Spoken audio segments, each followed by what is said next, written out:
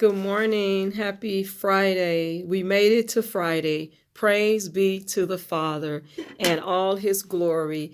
And so we're now talking about Discernment, chapter 7, put an end to unsolved mysteries. And again, those that are following on leadership, the 21 indispensable qualities of a leader, becoming the person others want to follow. John C. Maxwell. And so we always want to give credit where credit is due. And since we are coming from John C. Maxwell book, I always want to mention that in each video. This is just about teaching, and I don't receive any compensation for this.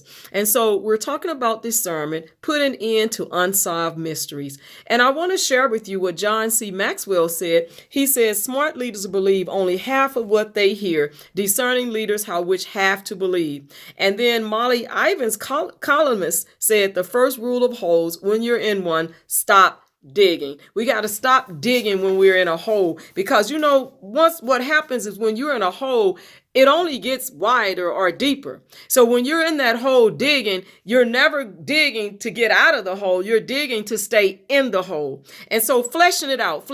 Discernment can be described as the ability to find the root of the matter, and relies on intuition as well as rational thought. Effective leaders need discernment, although even good leaders don't display it all the time. For example, read these comments made by leaders, which I like to think of as famous last words. And it says right here, I tell you, Wellington is a bad general. The English are bad soldiers. We will settle the matter by lunchtime. Napoleon Bonaparte at breakfast with his generals preceding the Battle of Waterloo, 1815. And then I think there is a world market for about 5 computers. Thomas J. Watson, chairman of IBM, 1943. And I don't need bodyguards. Jimmy Hoffa, 1 month before his disappearance, 1975. Discernment is an indispensable quality for any leader who desires to maximize effectiveness. It helps to do several important things. Number 1, discover the root of the issue. Leaders of large organizations must cope with tremendous chaos and complexity every day. They are never able to gather enough information to get a complete picture of just about anything. As a result, they have to rely on discernment. Researcher Henry Mintzberg of McGill University stated, organizational effectiveness does not lie in that narrow-minded concept called rationality. It lies in the blend of clear-headed logic and powerful intuition. Discernment enables a leader to see a partial picture, filling the missing pieces intuitively, and find the real heart of a matter. And that's important for us to have discernment. And we always want to pray for discernment when we don't have discernment. Number 2, enhance your problem solving. If you can see the root issue of a problem, you can solve it. The closer a leader is to his area of gifting, the stronger his intuition and ability to see root causes. If you want to tap into your discernment potential, work in the areas of strength. And that's important to get to the root of the problem, the root, the cause of the problem.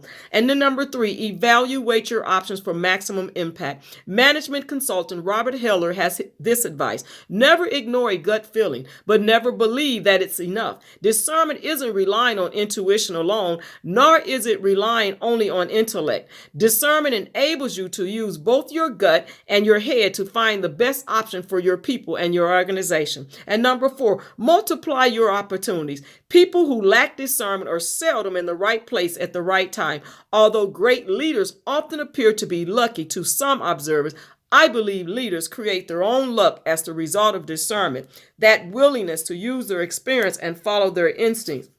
And we want to reflect on this. Are you a discerning leader? You got to ask yourself that. When faced with complex issues, can you readily identify the heart of the matter? Are you able to see root causes of difficult problems without having to get every bit of information?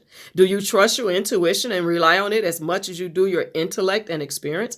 If not, you need to cultivate it. Value non-traditional thinking. Embrace change, ambiguity, and uncertainty. Broaden your horizons. Experience spiritually. Your intuition will only increase with use. And we want to bring it home. To improve your discernment, do the following. Analyze past successes. Look at problems you solved successfully in the past. And you found out you have to look at what was the root of the problem when you solved it. What enabled you to succeed? And if you can capture the heart of the matter in a few words, you can probably learn to do it with future issues. Number 2, learn how others think. What others think. Learn how others think. Which great leaders do you admire? Pick some whose profession or gifting is similar to yours and read their biographies. By learning how others discerning leaders think, you can become more discerning. And number 3, listen to your gut. Try to recall times when your intuition spoke to you and was correct. You may or may not have listened to it at the time, but what do experiences have in common? Look for a pattern that may give you insight into your intuitive ability. And then your daily takeaway. For a long time, the Swiss had a lock on watchmaking. They built the best watches money could buy, and by the 1940s, they produced 80% of all watches worldwide. In the late 60s, when an inventor presented an idea for a new type of watch to the leaders of a Swiss watch company, they rejected it. In fact, every Swiss company he approached had the same negative reaction. Believing his design had merit, the man took it to a company in Japan. The name of the organization was Seiko, and I have a Seiko watch. I wonder how many of you do. The design of the watch was digital, and today 80% of all watches use a digital design. One discernment-driven decision can change the entire course of your destiny. Today, that's our lesson for chapter 7. Please take the time to watch the video. Be blessed on today.